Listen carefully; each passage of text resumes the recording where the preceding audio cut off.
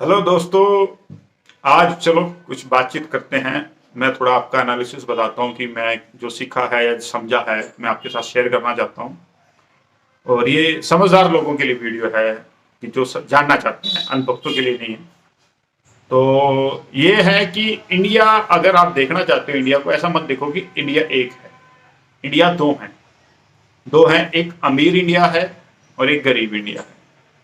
अमीर इंडिया ऊपर के 15% लोग आते हैं, 85% गरीब इंडिया के अंदर आते हैं। और एक अच्छी खबर है कि इंडिया की ग्रोथ नहीं रुकेगी, क्योंकि इंडिया के जो ऊपर के 15% लोग हैं उनकी इनकम बढ़ रही है। अगर आप सर्वे देखते हो तो नीचे के 85% की गिर रही है। सबसे गरीबों की तो 50% इनकम गिरी है, बट ऊपर वालों की बढ़ रही है। ऊपर वाले अगर आप 15% पे लगा लेते हो तो 15% देश की पॉपुलेशन का हो जाता है 150 मिलियन के अराउंड।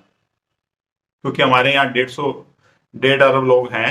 अगर आप 1 अरब भी लगाते हो, 1 अरब में से 15% कितने बैठते हैं? 1 अरब होता है 1,000 मिलियन। 1,000 मिलियन का 15% हुआ 150 मिलियन।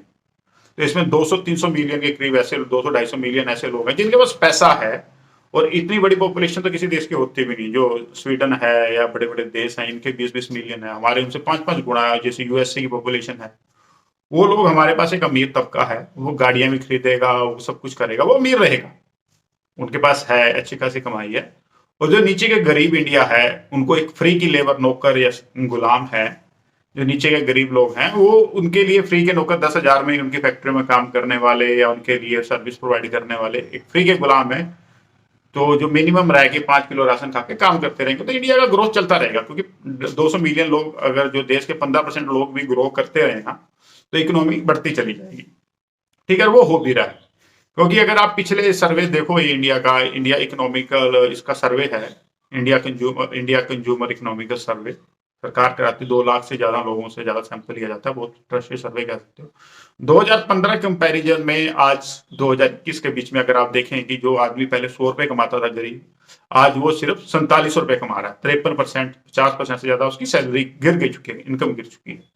और जो मिडिल क्लास है उनका भी 15%, 35% ऐसे गिरा है। जो इनकम बढ़ा है, ऊपर के जो टॉप 20% लोग हैं उनकी इनकम बढ़ी है 40% से। और जो उससे नीचे वाले थोड़े हैं उनकी 10-15% के हिसाब से बढ़ी है। बाकी नीचे के जो 60% लोग हैं उनकी इनकम गिरी है पिछले 7 सालों में। तो ये गैप बढ़ता चला जाएगा, एक अमीर इंडिया और एक गरीब इंडिया का गैप बढ़ता चला जाएगा।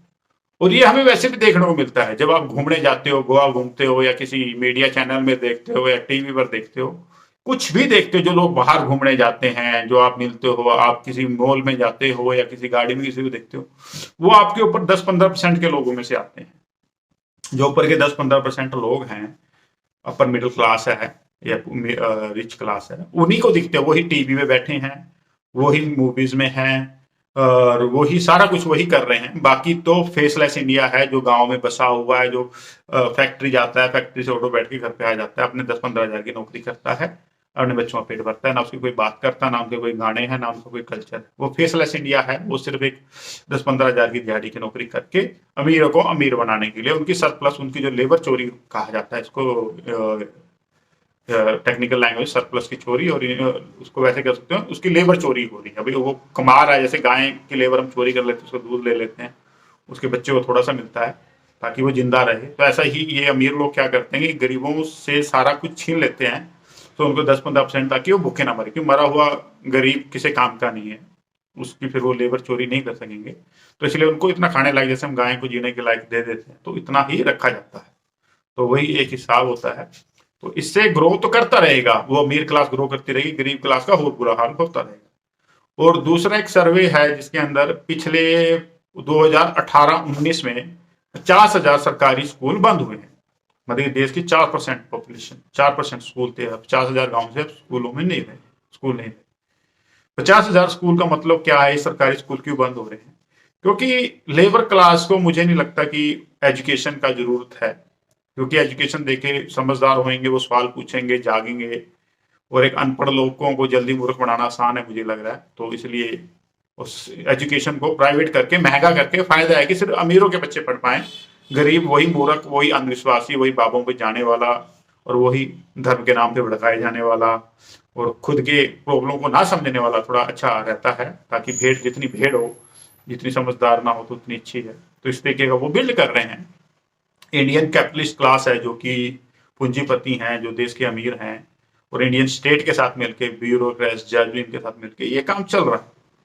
50,000 लोग इनको आसानी से। तो अभी आप एक और सर्वे देखते हो कि 85% जो हमारे देश के लोग हैं, ये फ्यू का सर्वे है, कोई छोटा मोटा सर्वे नहीं है भाई किसी ने खोल रही।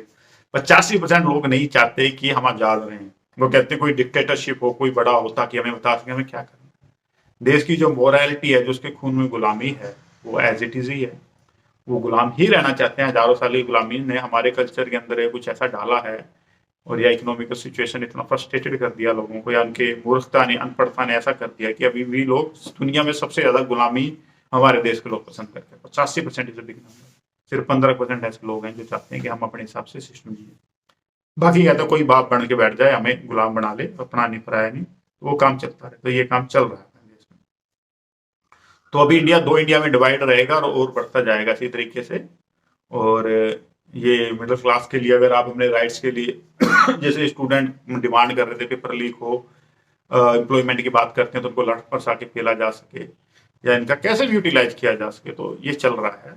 और ये यहीं पर नहीं, इसको ड्यूल इकोनॉमी कहा जाता है टेक्निकल टर्म में भी। 2 इकोनॉमी, एक अमीरों वाली अलग इकोनॉमी, एक गरीबों वाली अलग इकोनॉमी। और ये यहीं नहीं, कई अफ्रीका के देशों में भी ऐसा है, और ये जानबूझ के ऐसा रखा जाता है ताकि, क्योंकि कोई नहीं चाहता कि पढ़ा लिखा आदमी, राज करने वाला नहीं चाहता कि कोई लोग ज्यादा समझदार हो जाए ताकि उसके राज को, कंपटीशन को फर्क पड़े। तो एक तरीका होता है, ये जनता को समझ के करना चाहिए, पर मुझे नहीं लगता कि जनता इस लेवल पे जागरूक है। तो मेरे ख्याल से जो लोग समझदार हैं एटलीस्ट, वो तो अपना समझ का इस्तेमाल करके अपनी जिंदगी में से कैसे आगे निकलना है, उसके लिए मैं वीडियो शेयर कर रहा हूँ। क्योंकि हमें यहाँ तक सेंस करते करते इतना टाइम लग गया कि क्यों हमारा सिस्टम कैसे डिजाइन किया गया है, क्यों ऐसा है, क्यों गरीबी है, क्यों काम नहीं होते, क्यों जनता पे लट बरसते हैं। और एक बड़ी बात और है कि जो मिलिट्री है, जो आप लोग अपनी समझते हैं कि मिलिट्री हमारी है, नहीं, मिलिट्री हमारी नहीं होती। मिलिट्री कभी जनता की नहीं होती। मिलिट्री होती है कैपिटल क्लास के इंटरेस्ट को प्रोटेक्ट करने के लिए। जो पूंजीपति हैं उनकी प्रॉपर्टियों को सेव करने के लिए मिलिट्री पैदा होती है। जब जनता अपने करने आती है तो उन पे आंसू गैस के गोले आपने पंजाब में देखे कैसे मारे जाते हैं। और ताकि उसमें से लोग 20-25 हजार अग्निवीर की तरह नौकरी के लिए अपनी जान देने के लिए तैयार हो, ताकि नीचे की क्लास के। और अगर कोई बाहर का देश आपके देश पे लूट भी मचाता है तो आपका क्या, गरीब का क्या लूटेगा? उसके पास तो पहले कुछ नहीं है। लूटा तो मीरा को जाएगा ना। जो हमारे देश के 1% लोग, जो ऊपर के 1% लोग हैं, वो देश के 70% प्रॉपर्टी वेल्थ है। मतलब एक ही 1% ही लोग हैं ऊपर के जो सारे देश का पैसा लिए बैठे हैं, बाकी के पास कोई पैसा नहीं है। तो देश की वेल्थ है, जो अंबानी है, जो 1-1 लाख 1-1 हजार करोड़ रुपए खर्च कर रहे हैं। 1,000 करोड़ खर्च करने का मतलब पता क्या होता है? कुछ भी नहीं उनके लिए। उन्होंने पिछले ही साल उनके 35,000 करोड़ माफ हुए हैं उसके भाई के। उनमें तो ऐसी 35 शादियां कर लेता। वो टैक्स तो आपका ही पैसे का था ना।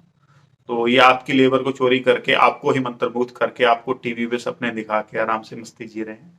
तो ऐसा सिस्टम चल रहा है, चलता है। ये पुराना तरीका है। पहले राजाओं की तरीके से होते थे। राजा ऐसा करते थे, बड़ी बड़ी शादियां करते थे, महल बनाए रखते थे, जनता के लिए कभी कभी मंदिर बना दिया। तो ऐसा ही काम अब भी चलता है, बस तरीका बदल गया है। पहले वो धर्म का यूज करते थे, आजकल धर्म और नेशनलिज्म का अच्छा यूज किया जाता है इन चीजों के लिए। तो नेशनलिज्म के नाम पे लोगों को लगता है कि देश उनका है, वोट उनकी है, पर काम तो कैपिटलिस्ट का ही होता है। आपके कितने टैक्स माफ हुए हैं, आपके कितने और लोन माफ हुए हैं, आपकी सिर्फ लेबर चोरी की जाती है और आपको मूर्ख बनाए रखा जाता है। पहले राजा डंडे के दम पे रखता था, तो अभी तो खैर नेशनलिज्म की महरत है कि लोगों को लगता है कि हम आजाद हैं। और जबकि सिस्टम इतना कॉम्प्लिकेटेड है कि उनको पता नहीं लगता उनके साथ हो क्या रहा है।